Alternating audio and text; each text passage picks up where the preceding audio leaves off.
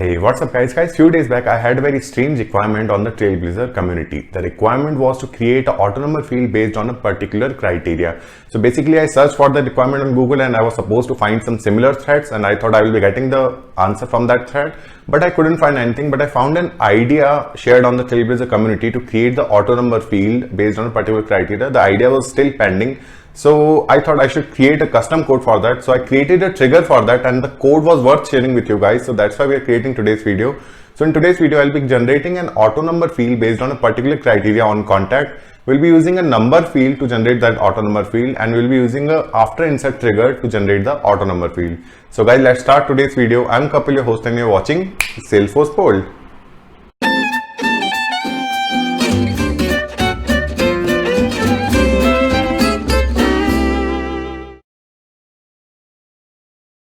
Alright guys, so for today's demo you just need to log in into your developer org first. Let me show you the idea first. So guys, this is the idea shared on the Trailblazer community, and the idea is to provide a conditional auto numbering thing. So I will be sharing the idea link in the description below guys, so please do upvote this idea so we could have this functionality in a standard way in our Salesforce org. Okay, so guys, we will be creating this functionality using a custom trigger. So let's start with the configuration part first. So for the configuration part, I have created a number field in my contact record. My field name is, okay, so the field name is a number field, and I'm having it in my contact record, and I will be updating the value based on a field which is status in contact. In status, I'm having a value new, open, and I think the third value is completed or something else. So whenever the value will be new, it will generate the auto number field, and whenever the value is something else apart from the new, so it won't be generating the auto number field. Okay, let's start with the configuration part now, sorry, the coding part. So for this guys, I have created a trigger. So this is my trigger code. Let me just explain it. So this is a before insert trigger because we'll be generating the auto number before inserting the record, and it won't be working on the update because the auto number should not change every time whenever user update the record. So here we are just checking if the trigger is before insert trigger, and after that guys, I'm having a auto number field here. I'm having a double field here. The default value is 0 here. Okay, and after that I'm just getting a list of contacts. In this list of contact, I'm getting the contact ID, the custom field, number field, and created it also because we'll be sorting the list based on the created it to get the recent record. Okay. So the query is select ID and custom field and created it from contact where the custom field is not null, because if it is null, so we won't be getting the latest auto number field from the contact object, and we are ordering it by created date here. So we will be getting the recent record every time. Okay, and after that we are just checking like if the contact list is not null or its size is greater than 0, it means we are having a record here. So in auto number field, I have assigned the latest number field retrieved from the contact record. Okay, and if the list is null or we are not having any auto number field generated in the object, so we are declaring the value as 0 again. Okay, and after that guys, here I'm creating a loop on list of the records because it's trigger and it's a bulkified trigger, so you can insert multiple records using data loader or create it one by one manually. So here we are just checking all the new records, and if the record status is new, so we are just adding one in auto number field. We are doing auto number plus here, and after that in the contacts auto number custom field, we are inserting the auto number value.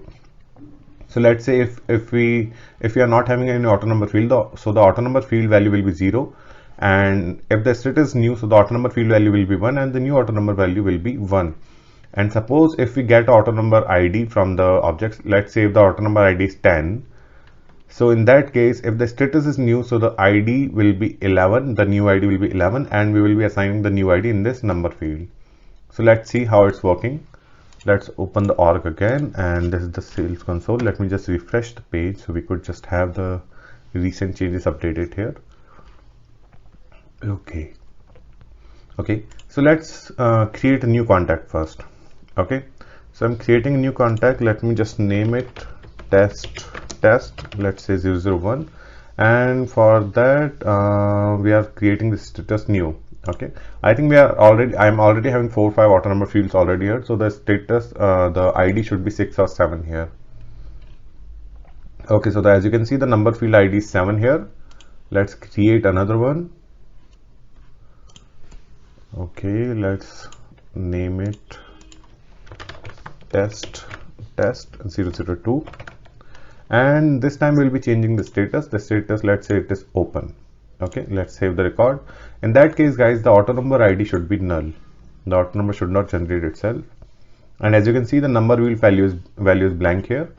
And let's create another one. So the last auto number ID was 7, and now we'll be creating another auto number ID with a status new. So the new auto number ID for this record should be 8. Okay, so let's create a new record here and let's name it 003, and the status will be new to generate the auto number ID. Let's save the record